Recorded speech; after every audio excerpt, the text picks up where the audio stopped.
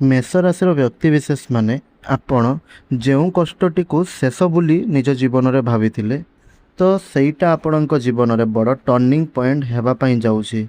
यही मई मासर 10टी दिन एपरी रहुअछि जहाँकि यही वीडियो रे आमे आपण को डेट गुड़िक कहबू। यही डेट मानक आपणों साथी एमती किसी घटव जहाँ आपणकर भाग्य को परिवर्तन करके रखिदेव। आपण जमारू भी यही सबू कथा गुड़ी को मनगढ़ा कथा बोली भावतु नहीं। आमे जो डेट गुड़ी को कहूँ जदि आपण सही डेट गुड़ी को परीक्षा करने चाहूँगी ताहेले आपण कौनसी ज्योतिषं को देखाई पारंती। यही डेट मानकर आपणक जीवन में बहुत ही भल रहिबो। जहाँ भी किसी शुभ काम जहाँ भी किसी शुभ अनुष्ठान मान आपण करबा पई चाहिए ताहा सब किछि आपण यही डेट मानकर करि परिबे। यही 10टी दिन आपणक जीवन में अनेक परिवर्तन घटाइब। मेष राशि व्यक्तिशेष माने आपणकर जो 5टी स्वप्न अधूरा रहितला ताहा एबे आपणकर पूरण हेबार समय आसी जाइए। एबेर स्थिति जहाँकि आपण मानक पई रही मेष राशि व्यक्तिशेष माने आपण किछि दिन धरी एक अजଣା चाप एक अजଣା अशांति आपण अनुभव करुछंती। मनरे आपणकर अनेक प्रश्न काहींकि मो साथी एपरी हेउछि, काहींकि मोर जन्म एही मेष राशि रे हैला। सबु बेले तो दुख मिलुछि किंतु एपरी नुहे। आगो को जानिबा जे आपणक जीवन रे कोन परिवर्तन आसुअछि। जड़े निजर लोक आपणक ठारू दूराई जाइथिबार कष्ट एबे आपण ताहा अनुभव करुछंती। आपण काम करुथिले मध्य ताहार उपयुक्त परिणाम आपणको मिलु नाही, उपयुक्त फल आपणको मिली पारु नाही। सेथिपई आपण हताश मध्यरे रहिछंती। अनावश्यक समस्या किंबा अनावश्यक खर्च जहाँ आपणकर इच्छा नथिले मध्य होई जाउछि सेथिप्रति मध्य आपण कष्टरे अछंती। एही समय आपण मन रखंतु एही समयटी आपणकर सबुदिन पई रहिबो नाही।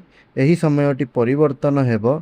एहा सहित आगकु मध्य वीडियो रे जानिबा कोन सब रही अछि ता सहित एबे जहा कुआगला ताहा आपणक जीवन रे घटुछि ना नाही।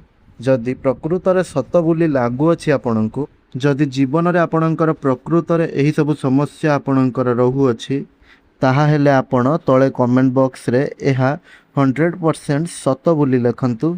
आउ एही कथा आपणक जीवन शैली सहित केते परसेंट मिसु अछि ताहा मध्य आपण लिखंतु।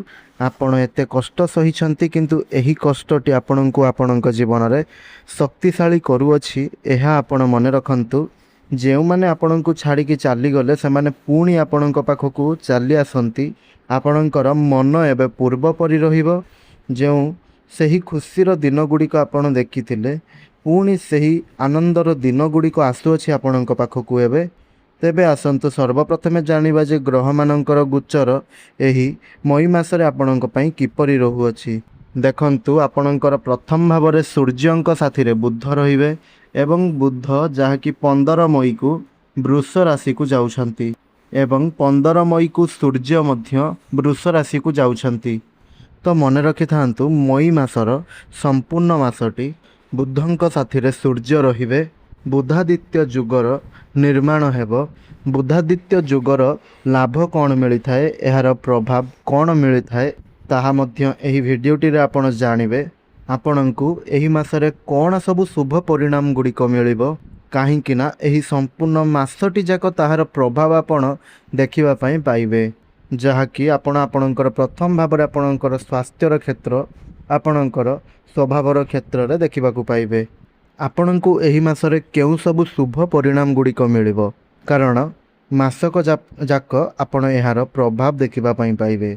जहाँकि आपणकर प्रथम भाव रे आपणकर स्वास्थ्यर क्षेत्र आपणकर स्वभावर क्षेत्र व्यक्तित्वर क्षेत्र एही क्षेत्र रे सूर्यंक साथी रे बुध रहुचंती। पुणी 15 मई को आपणकर द्वितीय भाव को आसी जाउछंती जहाँकि धनर क्षेत्र परिवारर क्षेत्र वाणिज्यर क्षेत्र ता सहित प्राथमिक शिक्षा मानकर क्षेत्र एही सबु क्षेत्र रे सूर्य एवं बुध जहाँकि बुधादित्य जुगर निर्माण करुछंती आपणकर प्रथम भाव रे एवं द्वितीय भाव रे।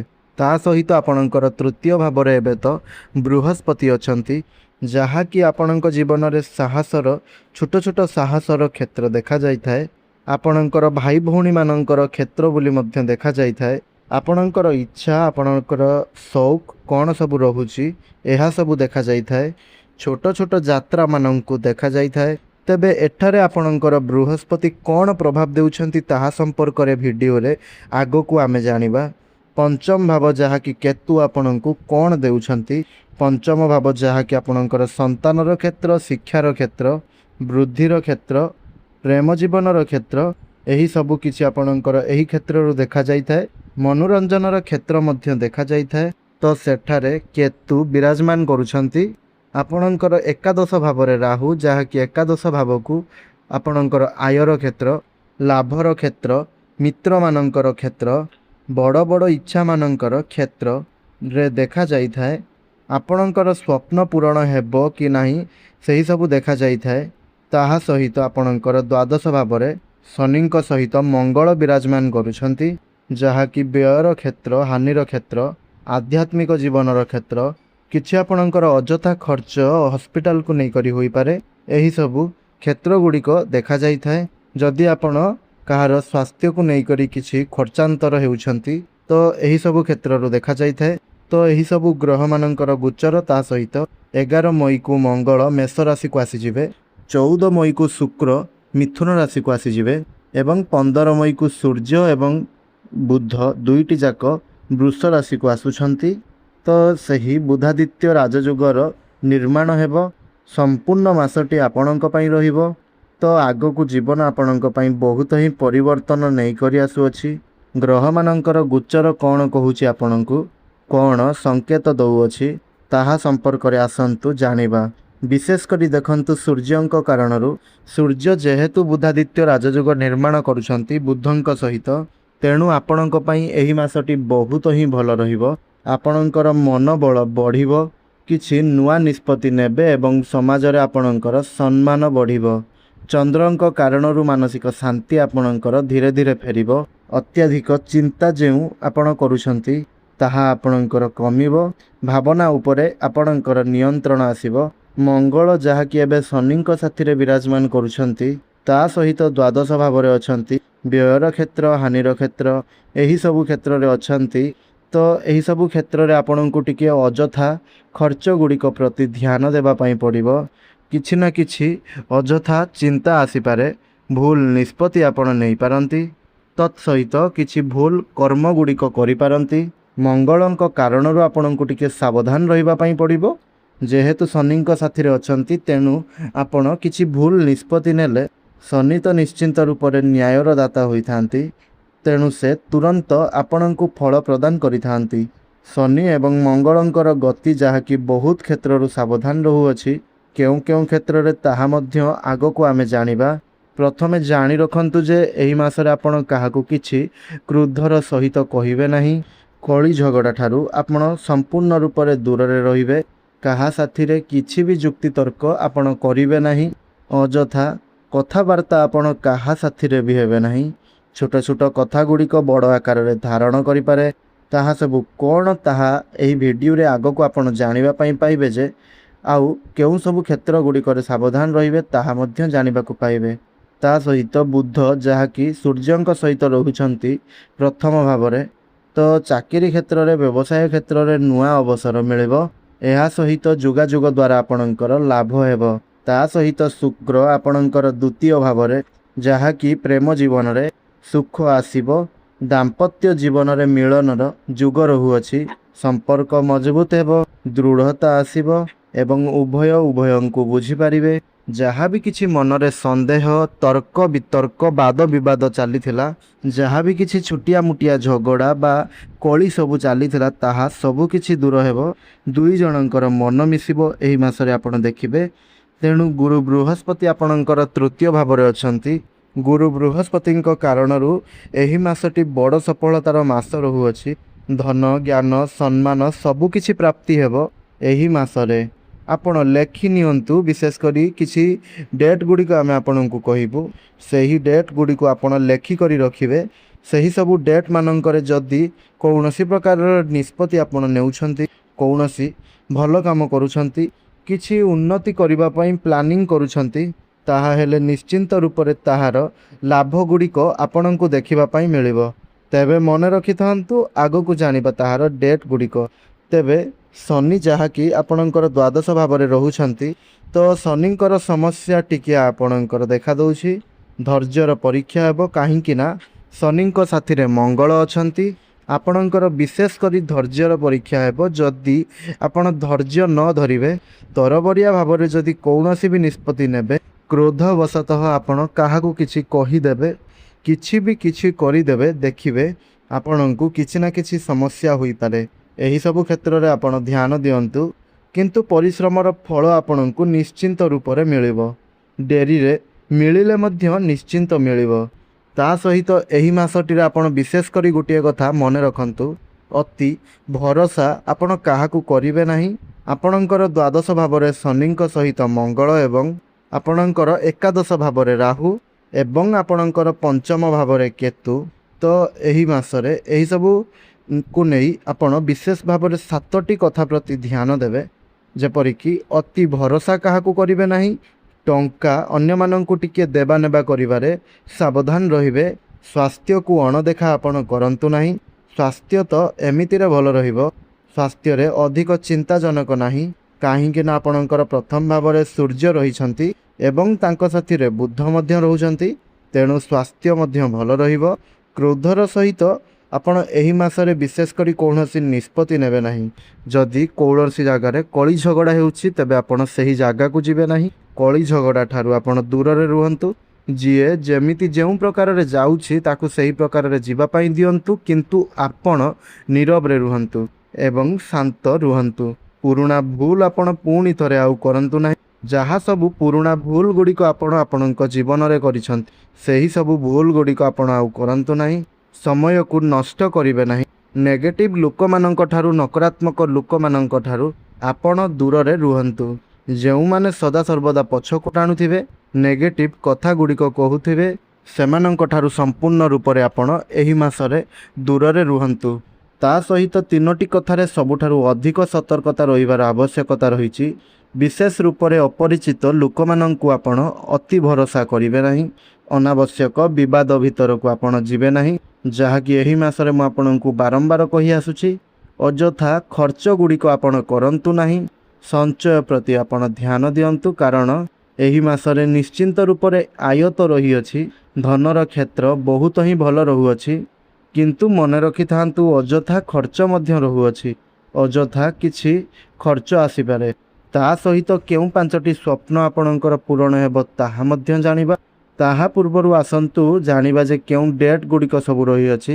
ଯେଉଁ ଡେଟ୍ ମାନଙ୍କରେ ଆପଣ ବିଶେଷ କରି ଯେକୌଣସି ଶୁଭ କାମ, କୌଣସି ଶୁଭ ନିଷ୍ପତ୍ତି ନେବା ପାଇଁ ଚାହୁଁଛନ୍ତି, ଆପଣଙ୍କ ପାଇଁ ବହୁତ ହିଁ ଭଲ ରହିବ। ବିଶେଷ କରି ମନେ ରଖନ୍ତୁ, ଲେଖିକରି ରଖନ୍ତୁ। ମଇ ମାସର 1 ତାରିଖ, 2 ତାରିଖ, 6 ତାରିଖ, 9 ତାରିଖ, 16 ତାରିଖ, 18 ତାରିଖ, 25 ତାରିଖ, 28 ତାରିଖ ଏବଂ 29 ତାରିଖ। ଏହିସବୁ କଥା ଗୁଡ଼ିକୁ ମନେ ରଖନ୍ତୁ। ବିଶେଷ କରି ଏହିସବୁ ଦିନମାନଙ୍କରେ ଆପଣଙ୍କର ବ୍ୟକ୍ତିତ୍ୱ ବୃଦ୍ଧି, ଆର୍ଥିକ ଲାଭ, ବନ୍ଧୁ ସହଯୋଗ, କାର୍ଯ୍ୟରେ ସମାପ୍ତି, ଧନଲାଭ, ସୁଖ ସମ୍ବାଦ ପ୍ରାପ୍ତି, ପ୍ରତ୍ୟେକ କାମରେ ସଫଳତା, ଏହିଭଳି କିଛି ସଂଯୋଗ ବନୁଅଛି। ଏହି ଦିନ ଗୁଡ଼ିକରେ ଆପଣ ଲେଖିକରି ରଖନ୍ତୁ। ଆଉ ଯଦି ସନ୍ଦେହ ହେଉଛି, ତାହେଲେ ଆପଣ ଅନ୍ୟ କୌଣସି ଜ୍ୟୋତିଷଙ୍କୁ ଆପଣ ଦେଖାଇ ପାରନ୍ତି। ଯଦି ଆପଣଙ୍କୁ ଏହି କଥା ଗୁଡ଼ିକ ଭୁଲ ଲାଗୁଛି, ତେବେ ତାହା ମଧ୍ୟ ଆପଣ ତଳେ କମେଣ୍ଟ ବକ୍ସରେ କୁହନ୍ତୁ। କେବେ ବି ଭୁଲ କେହି କହିବେ ନାହିଁ। ଏହି ଦିନ ଗୁଡ଼ିକ ଆପଣଙ୍କ ପାଇଁ ବହୁତ ହିଁ ଭଲ ରହୁଅଛି। ଏହି ଦିନରେ ଆପଣ କୌଣସି ଭଲ କାମ ପାଇଁ ନିଷ୍ପତ୍ତି ନିଅନ୍ତୁ। କିଛି ପରିବର୍ତ୍ତନ ଜୀବନରେ କରନ୍ତୁ। ଯଦି କିଛି ବି ଜୀବନରେ ପରିବର୍ତ୍ତନ କରିବାକୁ ଚାହୁଁଛନ୍ତି, ଯଦି କିଛି ନିବେଶ କରିବା ପାଇଁ ଚାହୁଁଛନ୍ତି, ତାହେଲେ ଏହି ସବୁ ଦିନମାନଙ୍କରେ କରନ୍ତୁ। ଦେଖିବେ ତାହାର ଲାଭ ଆପଣଙ୍କୁ ଦେଖିବା ପାଇଁ ମିଳିବ। ଏବେ ଆସନ୍ତୁ ଜାଣିବା କ'ଣ ସବୁ 5ଟି ସ୍ୱପ୍ନ ଆପଣଙ୍କର ଆଗକୁ ପୂରଣ ହେବା ପାଇଁ ଯାଉଅଛି।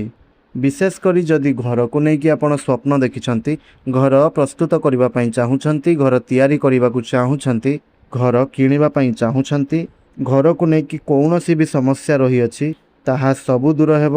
ଘର କିଣିପାରନ୍ତି, ଘର ପାଇଁ ପ୍ଲାନିଂ କରିପାରନ୍ତି, ଘର ନୂଆ ତିଆରି କରିବା ପାଇଁ ଘର କାମ ଆରମ୍ଭ କରିପାରନ୍ତି, ଗାଡ଼ି କିଛି କିଣିପାରନ୍ତି।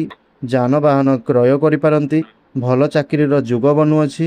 ଯେଉଁମାନେ ବେକାରୀ ଅଛନ୍ତି ସେମାନଙ୍କ ପାଇଁ ଭଲ ଚାକିରିର ଯୁଗ ବନୁଅଛି ଏହି ମାସରେ ବିଶେଷ ରୂପରେ, କାରଣ ସୂର୍ଯ୍ୟଙ୍କ ସହିତ ବହୁତ ହିଁ ଭଲ ରହୁଅଛି। ପ୍ରେମ ଜୀବନରେ ସଫଳତା ଆପଣଙ୍କୁ ମିଳିବ।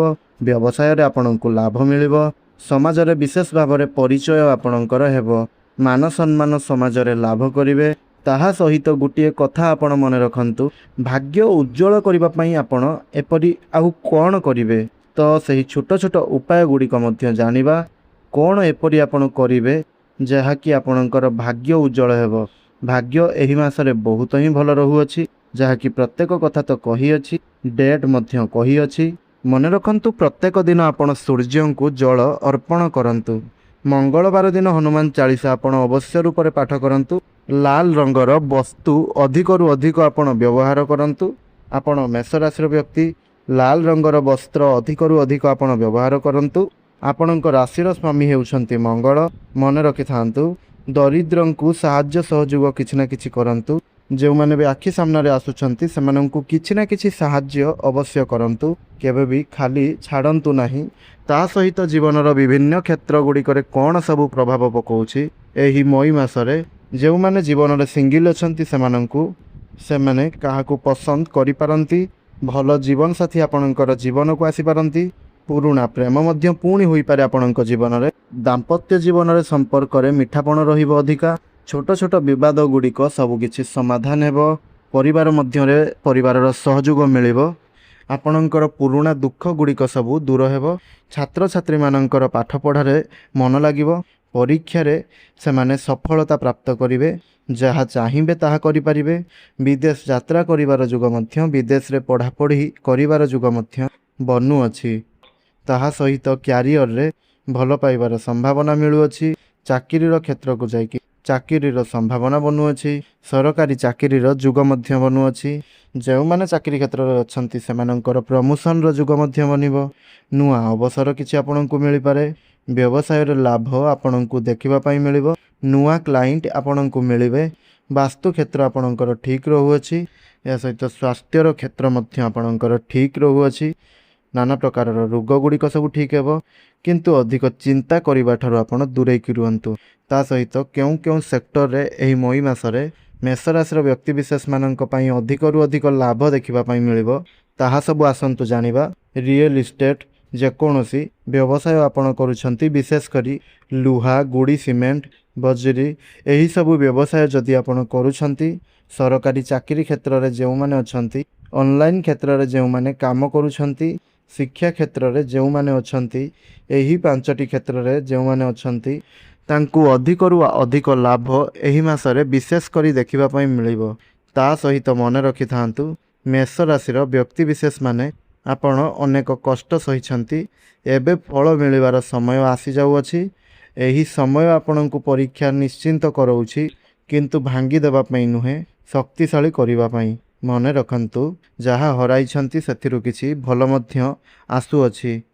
ଆପଣଙ୍କ ଜୀବନର ସବୁଠାରୁ ଭଲ ଅଧ୍ୟାୟ ଏବେ ଆରମ୍ଭ ହେବା ପାଇଁ ଯାଉଅଛି ଏହି ମଇ ମାସଠାରୁ।